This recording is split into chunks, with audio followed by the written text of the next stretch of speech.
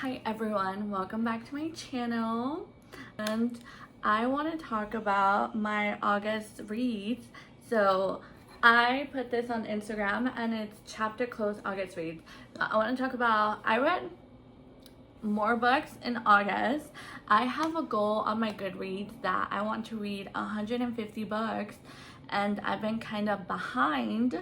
So this month in August and September, I think I'm gonna be able to catch up. So the first one I want to talk about, and I'll put it up here so you guys can see, is Crossroads by Denvy Perry. The story is a small town romance about a cowboy who owns a ranch and this girl who comes every summer for a week to his ranch, and how they fall in love. So it starts off with his dad owns a ranch and he sells it to her, and we don't know why he sells it to Indy, but we do know that he didn't talk to his sons before selling the ranch. So he has no idea that, like, obviously how bad it is. So it follows the story of them moving forward, so how to make sure that the ranch and the hotel are a success within a year span. And also it, like, chapters are like when it goes back and forth, like the timeline when, you know, they first met, how they became friends, how they became more, and so on and so on. I think this was one of my favorite ones just because it wasn't long, so well thought out. Like, I know that if they were like a real couple in real life, that they would make it. Like, I know there will be no cheating allegations, nothing. The man was all in for Indy and Indy was all in for Wes, and I would put them like the couple that I know will make it. Give it a 5 stars. I thought it was a very good read. I was obsessed with it, and I like can still think about it to right now. The second it's the second one, and it's Sunlight. So this one is Wes's brother. You don't have to read one to understand the other, but they're interconnected. Is the female main character, and Jax, she starts working at his ranch. She's the manager for the hotel, the inn, and so the ranch is in Montana and she was in Sacramento, so she moves to Montana to obviously manage the ranch. And she first meet him at the grocery store, and he's like helps her, and she's into him. He asks her out, he tells her her name, and she's like, well, that's my boss, I can't date him. So, you know, she tells like, no thank you. And then when he sees her during her first day at the hotel, he knows why she said no, and she's been frosty ever since. Then there's a holiday party and they sleep together and she gets pregnant. Yeah, so it's an accidental pregnancy trope, one night stand, small ranch, workplace proximity. Those are all the tropes. To be fair, Sasha kind of did annoy me. I don't think I feel like they would last. But I didn't connect with them as well as I connected with Wes and Indy. Yeah, Sasha and Jax, they were an okay couple. I think some of the discussions, some of the reviews on Goodreads that I saw was that they didn't really know each other. He would try. Sasha would be very, like, she wouldn't let him in. So that was a big thing. And then so like I had those reviews in the back of my mind when I was reading the book, and then when I believe it came to, like, so she keeps writing letters to this guy named Eddie, right? She's like, Eddie, I'm so sorry I failed you. Eddie, blah blah blah, I'm pregnant. Eddie, blah blah blah blah blah blah blah, right? And when she finally says who Eddie is, you're like, okay, we could have saved this whole mystery, and you know, we could have focused more on their connection, her trusting him, and yeah. So for that, that's why I gave it a 4 stars. Overall though, I think it's a good read. You'll have a good time, and I do recommend it. Crossroads or Sunlight. Crossroads all the way. You just feel the love. But, Handsome Devil by L.J. Shen. Okay, right? So this is 482 pages. Yeah, and I read that all on Friday night, in August, and I ate it up. It was a fun read. What can I say? I was kicking and giggling my little heart out while reading it. It is about Gia, and there's an interconnected series, so there's 1, 2, and this is the 3rd one. I haven't read the other 2, but this one, love. Basically, male main character Tatum Blackthorn is Lucifer, is how they describe him, and Gia is a queen, basically. No, so these are the tropes that it has. He's an asshole. They work together, so proximity, forced marriage, he's rich, she knows how to use his money. Yeah, so the premise of the story is that she works with him as his assistant. He's this billionaire of this company who does who knows what. He has a lot of money. He is obsessed with her, but hates that he's obsessed with her, and they're connected because of something that happened in her past, and he feels that he can't love someone. So Gia wants real love. Her dad and her brother passed away, and her mom has dementia or Alzheimer's, one of them. So she's asking for him, hey, can you set up my mom in this experimental trial in New York? And he says, sure, if you marry me. And she's like, what? He's like, yeah, if you marry me.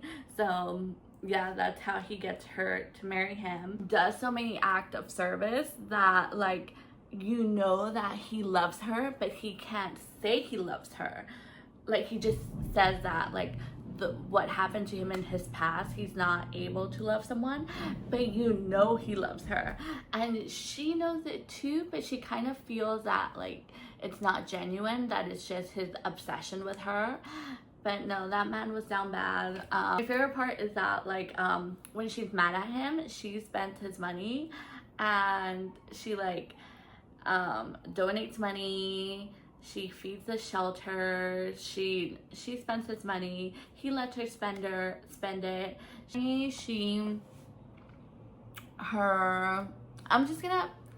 I don't know if this is a spoiler, but you know how her mom is sick. So obviously her mom doesn't make it, and that is, so she made a deal with him that they're gonna stay married until her mom dies. So when her mom dies, he's obviously scared that she's going to divorce him, and she's like, I want to be left alone. So she's in the apartment that they share in her own room, and then he's like, oh, no, sleep in my bed. She's like, no, I need space. And he's like, not gonna happen. So she's like, no, I need space. So she's like, I don't want you near me. And obviously he's wounded. So she wakes up, and then she finds him on the floor sleeping, and he's like, I know you said you don't want to sleep next to me, but I just wanted to be near you. And she's like, come sleep on the bed. And I love it. It was a fun read. I recommend it. I will probably read the first book and the second one just because I read the third one, so what the hell. O'Rourke, which by the way, she has some phenomenal books I will talk about in another video. Anyway, this is, I don't know if you can see it, but I'll put it on the screen. It's called My Favorite Bad Decision. So, okay, one of the tropes that I don't like is like when two brothers or two sisters are fighting for a guy. I just think that that trope kind of like grosses me out, because come on, there's like so many other people they can date and they choose like brother's ex or whatever. So this is a trope of sister's ex-boyfriend, and he's older than her, so I'm kind of like just because I'm still kind of thinking about Belly, Conrad, and Jeremiah, so I don't like that. But no, it's her sister's ex of 10 years ago, and her sister's married. So I'm like, okay, 10 years ago, not bad. And they dated for like a month or 2 months, so not too bad, right? So it started, Kit is on this in Africa. Basically, they're gonna climb this mountain, and she says Miller, that is her sister's ex-boyfriend, and she doesn't like Miller because he broke up with her sister, and her sister was devastated after that breakup. So they spend like a whole week climbing this mountain in Africa, and he has her back, and you can tell he does stuff to help her, but you can tell that like he liked her. She thought that they hated each other, but no, it was just that he liked her but he couldn't have her, and she like was confused. And there's some backstory where she wanted to be a doctor, but she's not a doctor because of something that happened with her ex-boyfriend. So she's working at her dad's company, and these are both, a lot of them, both, no, Kit and Miller both have money, so that's like not a problem. So half of the book is them do the 7 days climbing the mountain in Africa, and then the other half is after they come back. And so she has a boyfriend, but you know she's not excited about him. She doesn't talk about him. After they finish the climb, they reach it, it was great. And then it's like she goes, well, they both go back to New York, and she's about to get engaged, and he stops her from entering the party, and she goes away to an island where he owns a house. And yeah, you know, they just say fuck it. It's honestly, she feels guilty because even though her sister is married, her sister is not happy, and she thinks that Miller is the guy that's gonna make her happy. So she feels like she's betraying her sister, but Miller's like, no, we dated for a month, like it wasn't that big of a deal, she can't possibly think that we're soulmates. And so that was the big oh, and then they have this mom, well, her and her sister's mom is a 90s supermodel. So okay, when they were describing her, I pictured Yolanda Hadid, and like that, like, don't eat because you're gonna get fat, you need to find a rich husband, like that kind of. So Kit has always taken care of her mom and her sister.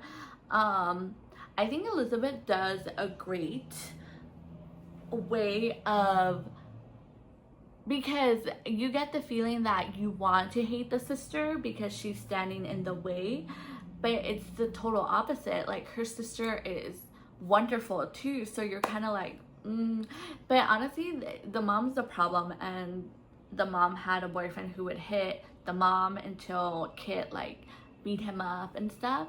So that's where the disconnect, where she feels like she has to raise her mom and her sister. And it's a good story, I like it.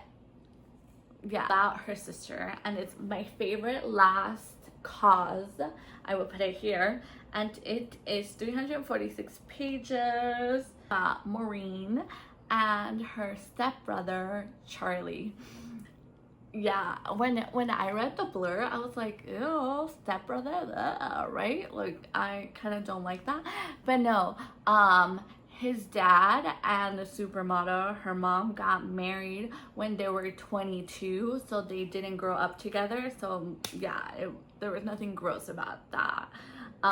Basically, Charlie is the douchiest guy in New York, has money, has bitches, what can we say?